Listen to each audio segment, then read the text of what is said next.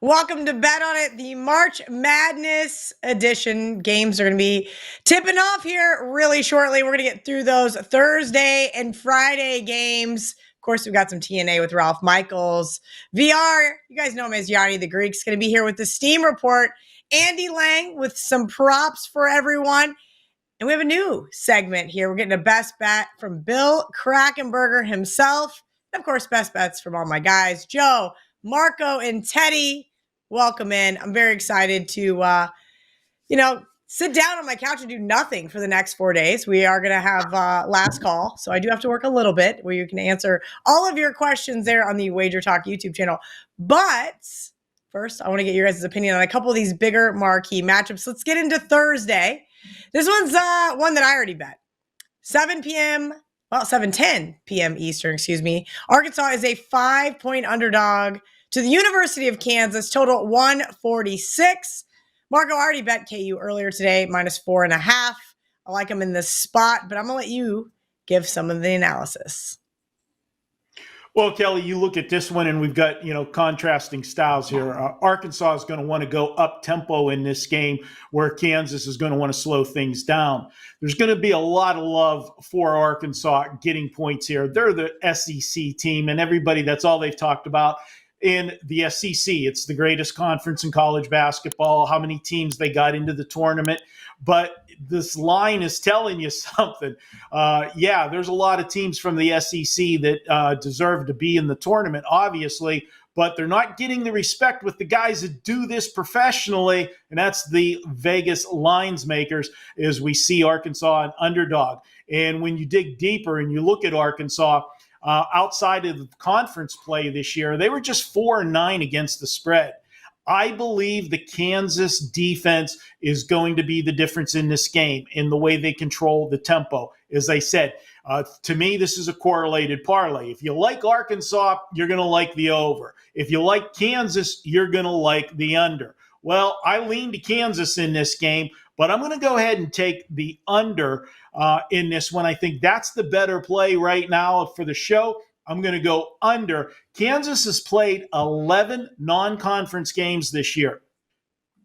In those 11 games, the under cashed 10 of 11 times. Let's go ahead, take under, lean to Kansas, but again, correlated parlay, Kansas and the under. Joe Raineri, you're up next. I have a feeling you also like the Kansas Jayhawks like I do here. I understand that they have had a little bit of a down season, right? Losing 12 games is just unacceptable there west of Kansas City. But I do think that they are still a very talented team. They're by far the most experienced team in college basketball. Well, and that's the whole thing, Kel, right? How much does experience really matter to you in these types of situations? We certainly know there's not a whole lot of coaching edge here between these two guys. They got a whole lot of experience themselves.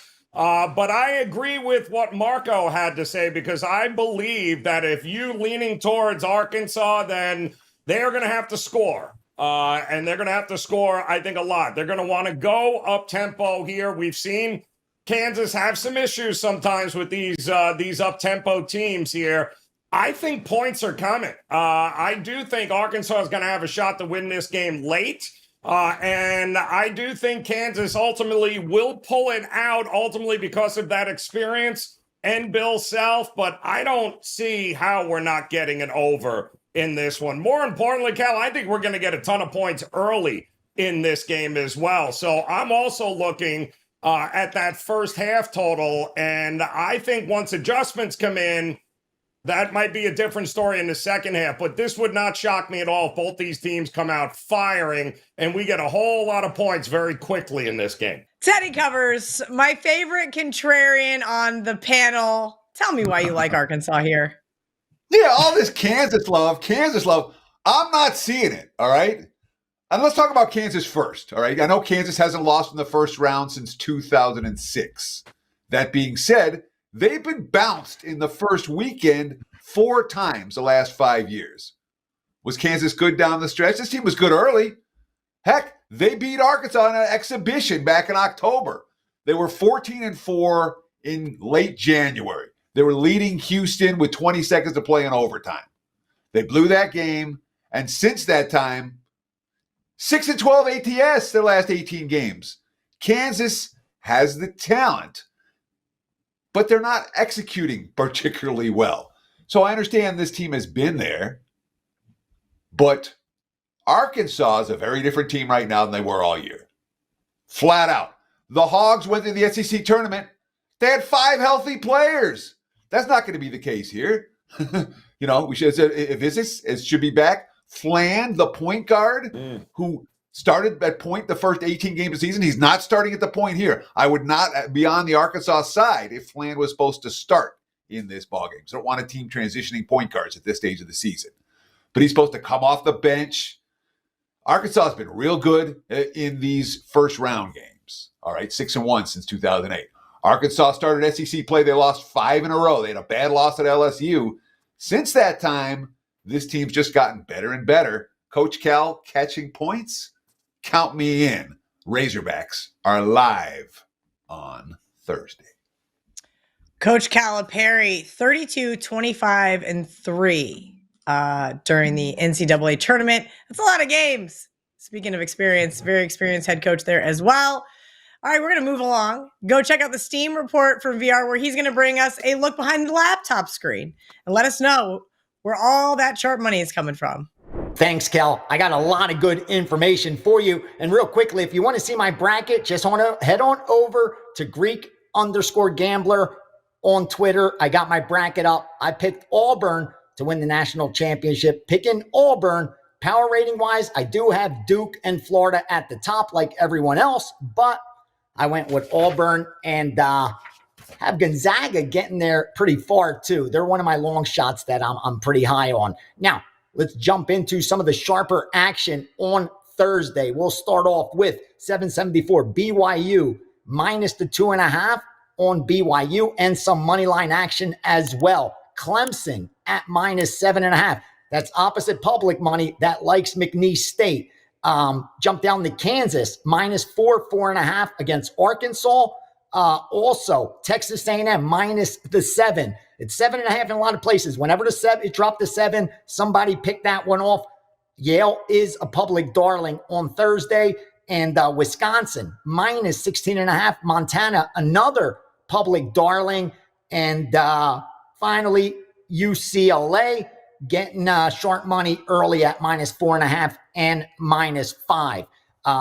Some of the Friday action for you, not as heavy for Friday, but here come some of the sides for you. Michigan State minus the 17 against Bryant. Bryant also public darling on Friday. Alabama minus the 22. Another one where the public's on Robert Morris. And finally, Arizona at minus 14. Akron's one of the more heavily one-sided public bet games. So you may not see too much line movement because of the influx of recreational money that comes in during March Madness. So even though the wise guys are steaming some of these sides, if anything, it's just minimizing the risk that the books have. So they don't really need to move it as significantly as a lot of these totals. That's why I'm not sharing totals, because a lot of those lines moved already. You could pick them off on your own. And I've shared on WagerTalk today. I've shared in the Steam room the easiest way that you can determine the head fakes so you could come back the other way and get a really good number late when they've manipulated a line. So I'll throw a prop at you too, Kel. Finally, we bet St. John's to get to the Final Four at a nice price. And like I said, Auburn to cut down the nets. That's going to do it. I wish you'd do some damage throughout the March Madness. Don't forget, we got Sweet 16, Elite 8, Final Four championship games. So make sure you have some dry powder on the side, because the value that you will find over the next 3 or 4 weeks, unprecedented in college basketball. Best of luck. Do damage. Thank you to the Greek Gambler. You guys can check him out every single day for the next 4 days with me on WagerTalk's Last Call, taking you guys right up until tip-off. I mentioned to start the show, we have a new segment where Bill Krackenberger joins us and brings us a best bet for the first round in the NCAA tournament. Hey, Bill Krackenberger out and about town here, running around, still making some plays. You know, this first half market shocked me this year. Literally we have 20 hours to go, and some of the biggest sports books in the world do not have first half lines up yet. Some of them just put them up, though. Laying 110 on both sides, very important to me. There's some of these new books to the country, some of the biggest ones, 115 both sides. I mean, might as well just use a mask and a gun. I don't understand what's going on here. I really don't. So yesterday, guys, the first big day of my plays really with WagerTalk, we start right out with getting ahead of the market, ahead of the moves is vital to your sports betting success. So vital. The first game was Northridge that I had, the Northridge and Stanford, over 152.5. I sent out, had it out for you guys.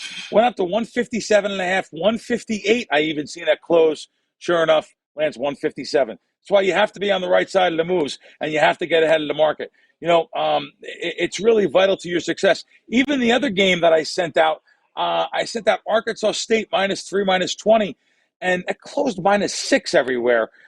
Literally, I see -6, minus some money. Now, granted, it didn't matter in that game. They blew them out. But still, these are key numbers. 3, 5, 3, 4, 5.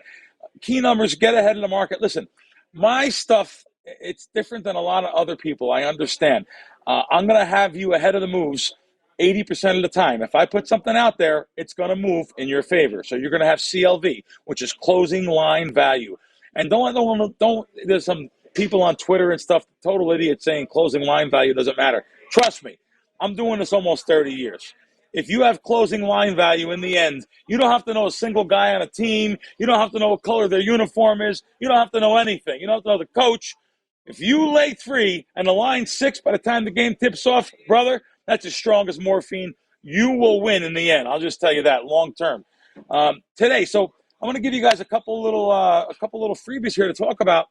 I am betting Montana first half +10. Line just came up. I'm actually running around town right now, putting some money in one of the apps that I usually don't use because I seen a +10 -05. I'm so sick. I can't just lay 110. I got to get the best of the line by 5 cents, only because I'm trying to bet a couple thousand on it. So Nebraska Omaha I talked about also +11.5. You may even get +11.5 -05.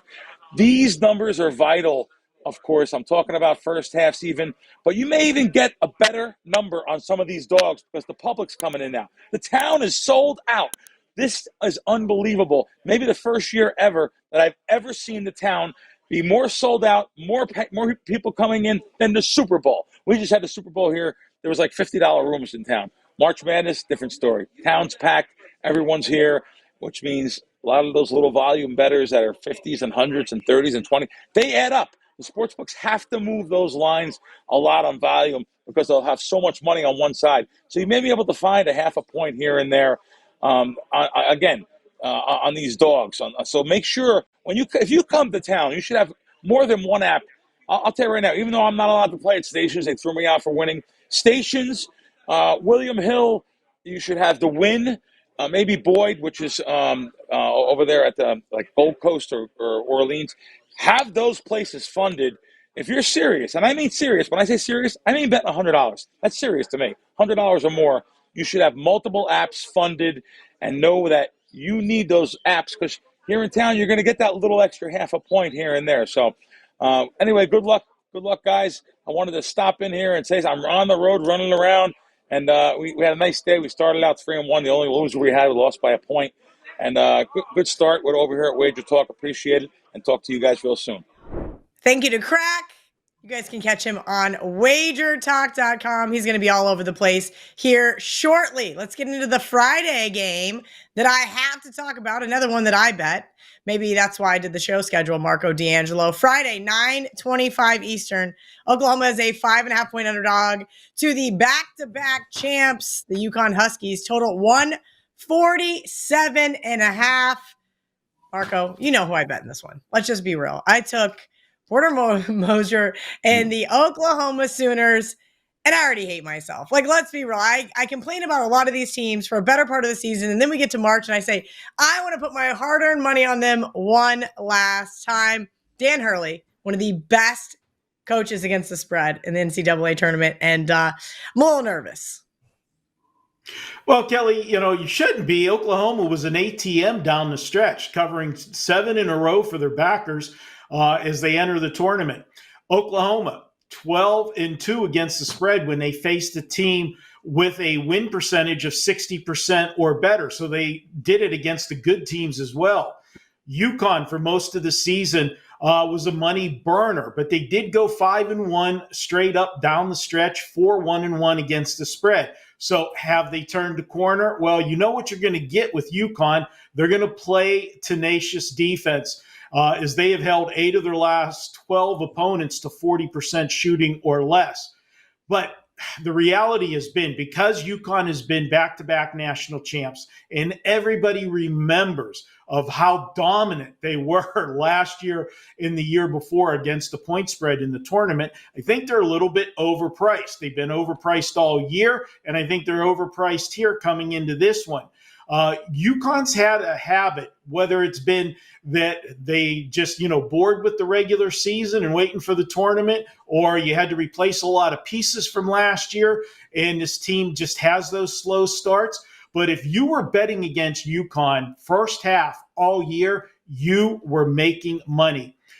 20-5 to the spread if you bet against UConn first half wager.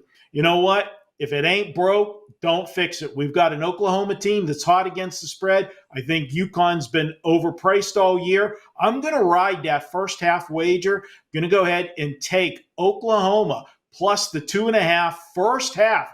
I'm still in Joe's thunder. Maybe I'm getting old and I want to take a nap for the second half, but whatever. I'm going first half Oklahoma on Friday. Marco, you got to get your own stitch here for the show. Like, we've only been doing this for like 5 years. Now you steal Joe's. Come on.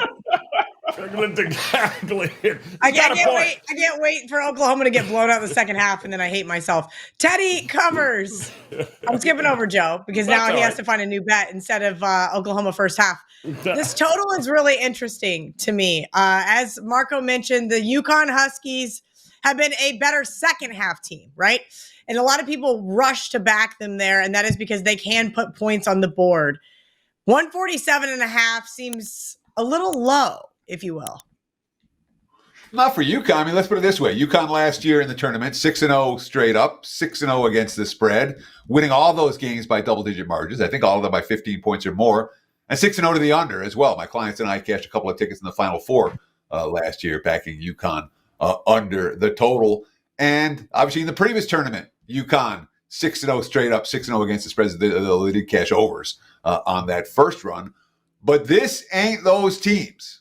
All right, this is a different UConn team. This is UConn 2025. And I mean, look, the Frosh stud, Liam McNeely, they're 13-3 with him in the lineup.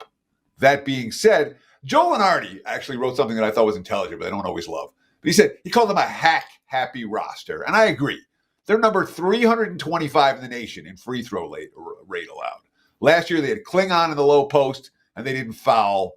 This year, they're fouling everyone, and they don't have that low post muscle. And look, let's not understate what Porter Moser's team has done, all right? Moser and Sister Jean got Loyola Chicago to the Final Four in a truly memorable run, all right? They're 7-0 ATS their last 7, all as underdogs, 4 outright wins during that span. But the 3 losses I want to talk about. They lost to Kentucky twice, both by a single point. Both games they led with 20 seconds left. They had a 3-point loss to Ole Miss. Another game that they led with less than 20 seconds left. So even when they're losing, they're in these games right to the final buzzer. This time of year, I worry about NBA talent. They got NBA talent. Jeremiah Fears, if you haven't watched this Frosh point guard play, watch him this weekend. And certainly, by saying this weekend, I think Oklahoma's live to win the game. UConn, I didn't say I had this whole rock, chalk, go home thing ready for the Kansas, and I forgot to deliver it. But let's go national title, first round exit. UConn's going home. Ooh, Teddy. I got my little list of my 3-team underdogs. Oklahoma, money line, over there somewhere is circled. I might have to join you there. We'll see who else I end up coming up with for the 3 outrights. Joe Raineri, this is going to be an interesting thing if Teddy covers is correct and Oklahoma does win this game. But I got to hear your thoughts. Am I sprinkling on the money line? Well, it's interesting because I think Teddy brings up a couple of good points. Listen, I'm a big Porter Moser fan, but let's not forget they were 6-12 in the SEC and somehow still managed to get into the tournament. Let's just keep adding teams. Really? No, I'm sure there's no mediocre basketball coming up over the next couple of days at all. But I will say this, down the stretch, it feels like OU has been playing desperation basketball because of the lack of success they've had in the SEC, where, I mean, over the last month, every game has been do or die for them, and they have been showing up. Some might say maybe playing a little bit above their head. And the problem that I have here with UConn is the fouling. Listen, UConn is going to have the height advantage. Oklahoma, not a very big team, actually one of the smaller size teams in the country. UConn's going to dominate the glass, going to dominate at the rim. But along with that comes with UConn big men fouling all the damn time. And the one thing that Porter Moser and OU can do is they can hit their free throws. It feels like there are going to be opportunities for OU to rack up the points in this one here. And let's be realistic.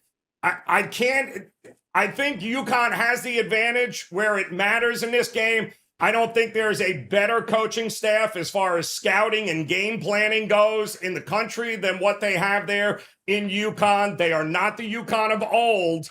They're a little overvalued, but if they can cut back on the fouling, dominate the boards, they're going to win this game. They'll probably win it rather easily, but knowing how much they just love to get the whistle blown their way, and we all love to see how Hurley screams and yells, I'm thinking maybe an OU team total over, Kelly. How is that? Because I think they're going to have an opportunity to put plenty of points on this board. I think it's going to be close. And ultimately, wouldn't be a shock if this thing lands where who wins it at the free throw line, which would give OU a pretty good opportunity to get it done.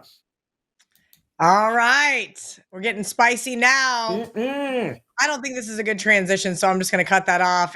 Time to talk to the proptologist, Andy Lang. There was a joke there about spicy, and I just had to let it go. Thanks, Kelly. Let's do a couple props, have some fun here. Let's take a look at Bennett Sturt's over 1.5 made threes. This is in the Drake, Missouri game. Sturtz has gone over in 11 out of his last 14 games. I love his attempts. 5.5 threes per game the last 11, and he's shooting 44.5% from three. So if he gets another 5 or 6 attempts, I like him to hit 2. Best part about this play is Missouri is 213th in 3-point percentage defense, so he does get a nice matchup. Take Bennett Sturtz over 1.5 made threes. And then let's also take a look at Markel Sutton, forward for the Omaha Mavericks. This is a 15 versus number 2 seed against St. John's. And listen, this is a tough matchup. St. John's is a really good defensive team. But Sutton's gone over in 14 straight games. Last 10 games, 15 shots per game, and he's shooting 52% from the field. Also sneaky is he's making 6.1 free throws per game the last 10. So you get 5 or 6 made free throws. It makes this prop much easier to obtain, and he's averaging 33.6 minutes. So I feel like he's going to get a lot of usage in this game, even though it's a very, very tough matchup. So those are a couple props to have fun with in the first round. Kelly, if we could be just serious for just a minute, there is a lot of money to be made in the tournament, but there's also a lot of money to be made outside the tournament, and that is what we specialize in. We are running a 7-day pass. We are up 28 units in the last 7 days, and we're up over 80 units in 2025, and this is not a surprise. We were up 127 units in 2024, 93 units in 2023. Short-term success, long-term success, that is what we do. We've been building bankrolls for years. You can get an instant discount of 30% on a 7-day pass. This is for serious bettors looking to build their bankrolls. These are for serious bettors that treat their bankroll like a business. We exploit the sports like NBA, UFC, NHL, tennis, and more. So take advantage of that. WT.buzz/AL. Well, you guys know what these glasses are for, and that means it's time for some TNA with Ralph Michaels, the guy with all the guides over at WagerTalk.com. Ralph, what have you dug up for us for the first round of March Madness? I am starting off with a Friday best bet and giving you 2 March Madness trends and angles, including a system that is 20-4, 83%, and applies to 3 teams. You see, I have the pink pen today, and the background may be familiar. A little editing magic coming up here, as I had a dog sit Kelly's dogs for the last few days.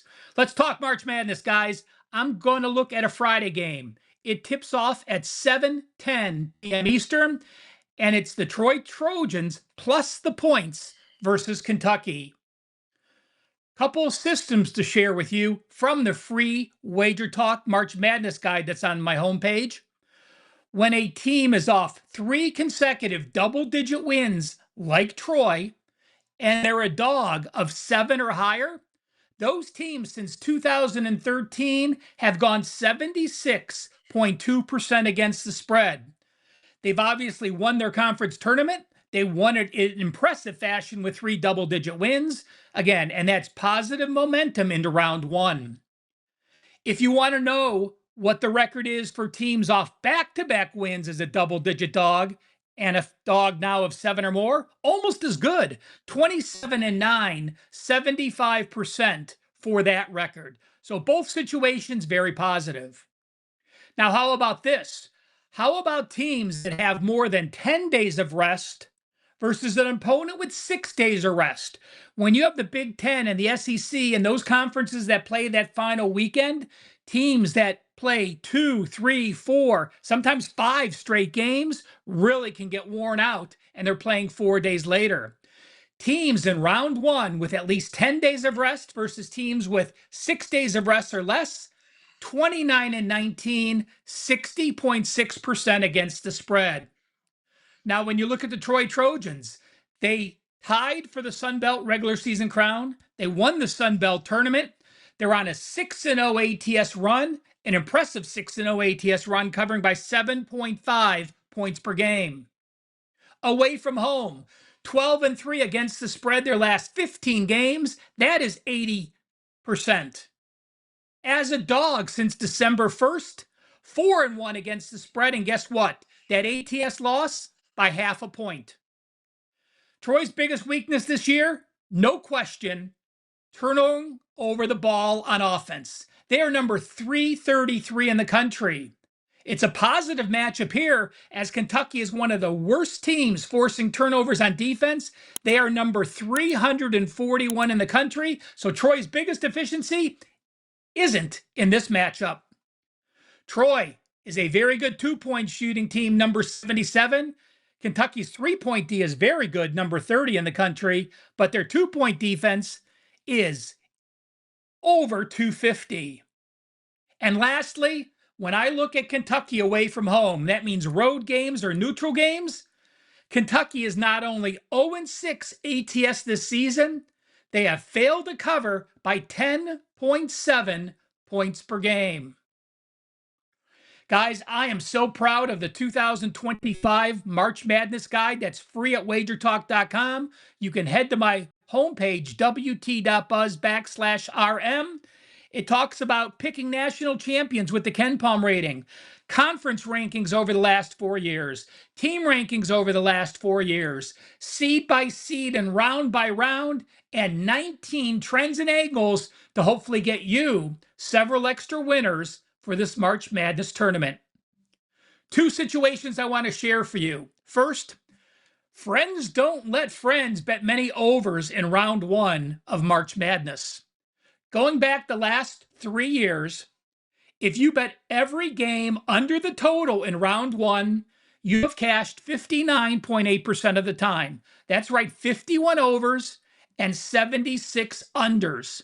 And if you eliminate those totals under 128, those lowest totals, that number goes to 37.6 to the over or 62.4% to the under. So I always look at unders first. I'm not saying not to bet over in round 1, but be cognizant of what the recent history has shown us as teams playing in these big new NBA venues with different sight lines do tend to go under the total.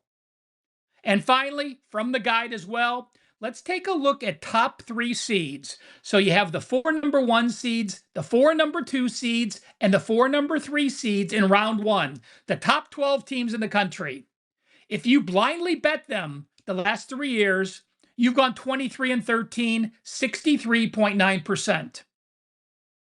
If those teams didn't play the final couple days of the tournament and they have at least 4 days of rest, that number goes to 65.6%. And how about this? If those top 3 seed teams have more rest than 4 days and a low total of 148 or less, those teams are 20-4 against the spread, 83.3%. 3 teams line up. Iowa State, Texas Tech, and Houston all apply to the 83% system. Best of luck, March Madness. It's been a great college basketball season, and thanks for tuning in to my segment. All right, thanks to Ralph. He is the best. And now that I got him out of my office, I'm back to work because it's time for best bets. Let's get into a quick little promotion before we hear from everybody. Right now at WagerTalk.com, you can get 16 days free. If you buy the month of April, we're giving you the rest of March free of charge. Marco D'Angelo, can you please give me your best bet for round 1 of the NCAA tournament? Yeah, Kelly, we're going to take a look at a game. We're going to look at St. Mary's as they play Vanderbilt. Just tell you, that special that we've got running, good time to do it. You're going to get April, college basketball will be over, but you'll have hockey playoffs, NBA playoffs, baseball season.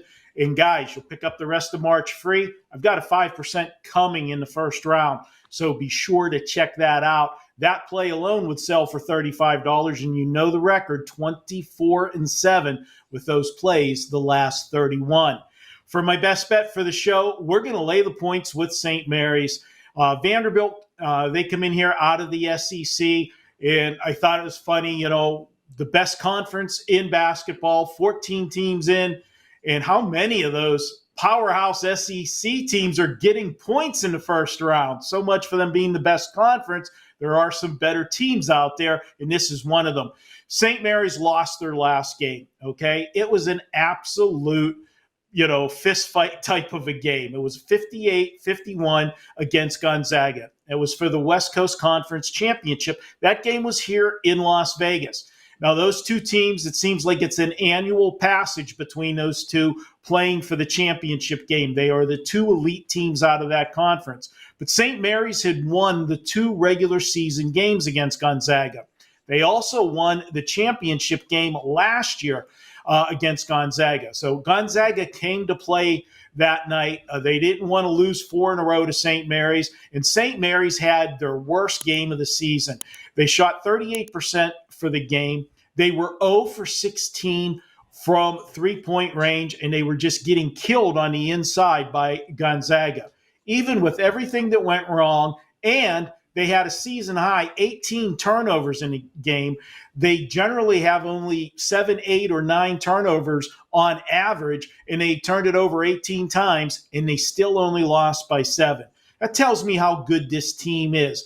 And getting that loss out of the way, they had won 18 in a row before that. I think that's better. You don't have all of that pressure of a long winning streak as you're heading into March Madness. This team got some experience last year in the tournament. They didn't hang around long, but still they got the experience, and those guys are back this year. This is a senior-laden team. 5 starters, 3 of the 5 are seniors. 2 of them are guards, and that's what you want. You want that experience in the guard position when you're in tournament time. The other senior, he's the center. The 3 key pieces of this team. I look for St. Mary's to roll over Vanderbilt. I'm going to lay the points with them. And you talk about defense, this team plays defense. They have held 12 straight opponents to 67 or fewer points. 7 of those 12 didn't even make it out of the 50s. We're going to go ahead, take St. Mary's, lay it in this one. I look for them to win by double digits. I like it, Marco. Double-digit winner. Joe Raineri, do you have a double-digit winner? Oh, I think I might here, Cal, because I'm going to go to Old Reliable. And if it's one thing I believe we can all agree on is that when it comes to coaching in March Madness, There is one guy that seems to be heads and tails over most, and that is Dana Altman and the Oregon Ducks, who find themselves having to travel, a good 5 miles, it feels like, given the fact that they are in the western part of the country, or Cal, and they get to welcome in a team that's got to travel all the way from Virginia in Liberty to take on what is going to be a very, shall we say, pro Oregon crowd in nearby Seattle here. And not to mention that you've got a one-trick pony here with Liberty. They're a three-point shooting team. If they hit them, it's going to be interesting. If they don't, it's not going to be interesting. It's going to be a double-digit blowout for Oregon. I'm not quite sure exactly how Liberty, being one of the smaller-sized teams in the country, not playing at a particularly fast pace either, I don't know what their answer is going to be to the 7-footer Nate Biddle that Oregon has. He is going to feast all day in the paint. And let's face it, I mean, the numbers don't lie. When it comes to Dana Altman and having his teams ready this time of year, he's one of the best at it. And it's not just the same old, right? He's 8-0 straight up in the first round of the NCAA tournament with Oregon, and he hasn't been seeded very high either. The public is going to run to the window looking for one of these, 12-5 upsets. They're going to automatically think Liberty is the team that's going to do it. I don't think so. I think this has got Oregon easily winning by 10 or more points. I have them as a double-digit winner in this game. I love that it's in the backyard. Sorry, Liberty. Great season. Nice job. But unfortunately, too big, too much side. And Nate Biddle is just going to eat them alive in the middle there in the paint. I think Oregon and Dana Altman do it again. They move on here to the round of 32. Dana Altman, 16-7-1 in the big dance. Don't want to be betting against him, at least not in the first round. Teddy covers. Another day, another favorite. I guess we're all a bunch of chalk-eating weasels. Who you got? Well, that's the beauty of it, all right? We talk all about upsets, and yet, for my clients and I'm mostly on favorites in the first round. We'll get to upsets later in this tournament, but the first round, I find a lot of value with the favorites because everyone is looking for upsets. Before I start talking about Clemson and McNeese State, I do want to mention what Kelly talked about before, that promo. By the month of April, get the rest of March for free. That's a good deal. All right. It really is. If you want to get on board, obviously NBA playoffs going for me, MLB will take center stage as April continues. And of course, the entirety of the NCAA tournament, including a 5% big ticket available right now on my page, wt.buzz/TC4 round 1. So here's Clemson laying 7.5. All right, this is an Elite Eight team last year. They beat New Mexico, Baylor, and Arizona. They took Alabama to the wire with a chance to go to the Final Four. They went 18-2 in the ACC this year. They're a loaded, senior-laden team. Chase Hunter, the senior stud, he has a longer tenure at Clemson than 15 of the 18 coaches in the ACC. Now that Keats has been fired and Hamilton's gone, I think it might be even more than that now. But you want to talk about an experienced stud. It's his 6th season at Clemson. He's been dominant in the tournament last year. He was dominant in the ACC tournament last weekend. He's the type of guy you can make money with. They got 2 strong big men in Ian Shefflin and Victor Lannon. Plenty of rebounding, plenty of rim protections. Ken Palm has the number 18 team in the country. And here's the key. Top 25 offensively, top 25 defensively. Clemson's no joke. All right. Now, they did suffer a big loss. Dylan Hunter, Chase's kid brother, he's going to be out for this. And I think that's why the number is as low as it is. And McNeese made the tourney last year, too, but they were 6.5-point underdogs in the first round. They lost by 21. When you talk about a team that hasn't stepped up in class, all right, since the second week of December, the last 22 games, McNeese has been a double-digit favorite in 19 of those games. And the 3 games they weren't a double-digit favorite, -8, -9, -9. All right. They covered a couple of early season games against Mississippi State and Alabama. Both those games stayed way under. They didn't play at pace in either of those contests. That being said, those are December during finals for the Bulldogs and the Crimson Tide. They were not fully focused. Clemson's fully focused here. and that matters. I'm laying with the Tigers in a game I expect them to win by margin. I am too laying with the Tigers, the Missouri Tigers. This one's come down pretty much 6 on the odds logic screen, and I get it. Drake has a wonderful story, 30-3 on the season. Ben McCollum's team loves to play that slow, methodical, boring basketball, but they've got a couple of faults, and these are teams that I like to bet against. Number 1, they turn the ball over way too much, and number 2, they cannot hit their free throws. Look, they didn't play anybody either. Played Vanderbilt, beat my Kansas State Wildcats in overtime, Miami. I mean, come on, guys. This schedule was a piece of cake. They should have only lost 3 games. And, well, I get it. They're one of the least experienced teams in college basketball. And now they're facing, well, a team that does all of the things that can exploit that. You've got a top 5 offense in the Missouri Tigers. They like to play a little more up-tempo. They have one of the best effective field goal percentages in the country. They don't turn the ball over. And while they do get frustrating sometimes for me because they also don't make their free throws and they make stupid fouls, they are one of the more experienced teams in the country. They're one of the taller teams in the country. And I owe Dennis Gates somewhat of an apology. Yes, they had that ugly 3-game losing streak there to finish off the season, but this team does play pretty solid ball. And I think he's going to have them ready here against a Drake team that I think is getting a little overvalued because they've won and covered 7 straight, right? Like you start hearing these narratives over and over and over again.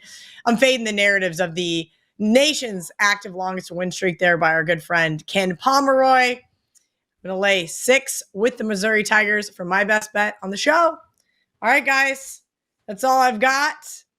It's time to sit on our couch for the next 4 days, be completely gluttonous. I will also be hosting WagerTalk's Last Call right here live on the WagerTalk YouTube channel. I know Teddy's got a ton of videos he's doing right now, game previews. Marco D'Angelo, do you have a big week slated? Oh, we do. I'll actually be broadcasting Thursday and Friday live from the Westgate. I do a radio show here in Las Vegas with TC Martin. We'll be there. So if you're at the Westgate for the madness, give us a holler. We'll be up on the perch. Good seats up on the perch there doing the radio show. And, of course, as I said, we got a 5% play going in the first round. So be sure to check that out as well. Good luck to everybody as well. Let the madness begin, Kelly. Let the madness begin. From myself, Marco, Joe, and Teddy. We'll see you guys next week. Can't wait to do it all over again. Now let's cash some tickets.